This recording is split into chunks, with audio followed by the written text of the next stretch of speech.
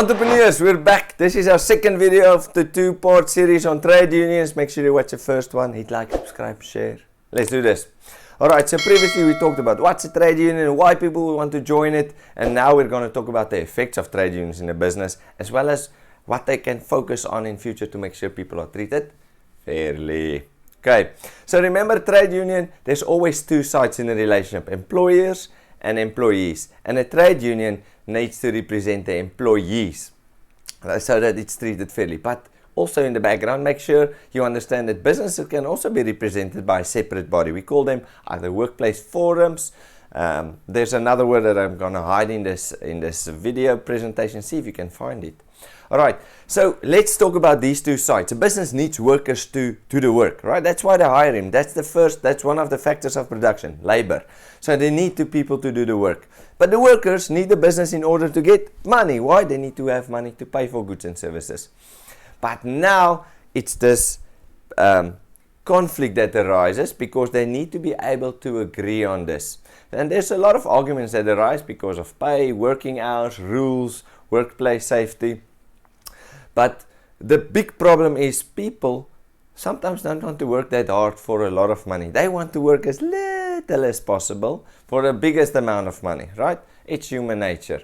But the businesses on the other side want them to do as lot as possible and paying them as minimum as possible, right? That's the law of profitability. So they need to meet each other in the middle to find where is the most profitable part for the business while treating everyone freely.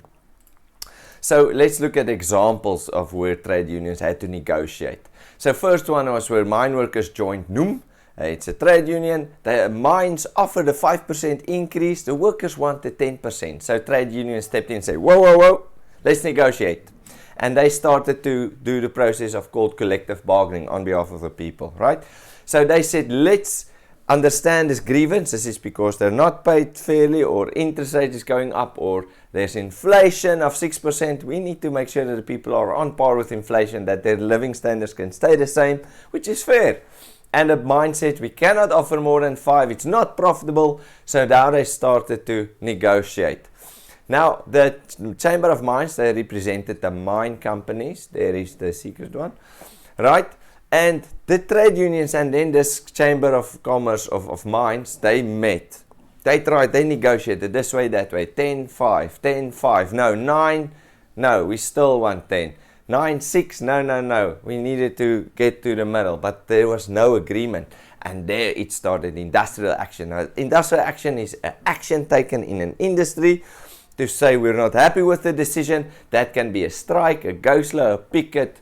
And this is what trade unions can do. But the business also has one side to industrial action. That's they can lock them outside to say, then you're not working. And remember, there's a principle that says no work, no pay. If it's a legal strike, you can't fire them. But if it's an unprotected strike, that means the trade unions didn't give them enough time to prepare. That's, I think it's 48 hours notice. Then it's an illegal strike and people can be fired or take disciplinary steps against them. So the contribution, so let's like or a recent example. In 2007 there was a lot of strikes happening in South Africa. It's all about the salaries, workplace safety, and in December of that year 240,000 mine workers striked over 60 mines. Now that's the primary sector getting to a halt. Now, when a mine stands still, that's millions a day that they lose, right? So that was a lot of pressure on the mines. In 2010, there was a 20-day national strike. 1.3 public servants striked for higher wages. Now you can see the impact that it has on our economy. When people stop working, there's no business, there's no money that's being made, there's no products, and everything breaks.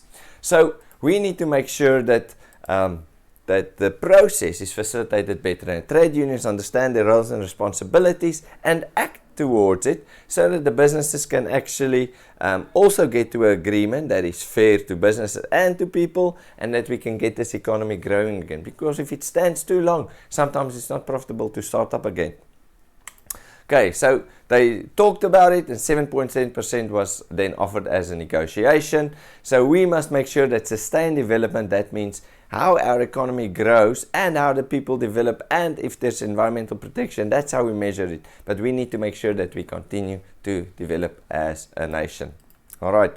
So what can we do to contribute to the high levels of unemployment in South Africa? It's currently, in May 2022, 35.3%. That's sky high. So what causes it? People don't have skills. They are in the wrong positions. They don't have the right skills for the job they're in. Now, trade unions can deal with this. They can create specific job focus, create jobs, give them training. But that's not all. They must be able to help with sustainable growth. They must make sure that there's more employment opportunities. But this is not specifically a trade union function. This is a collab between businesses and trade unions. They must make sure that with the labor that they're used specifically. So if there's technology, give the people training on technology.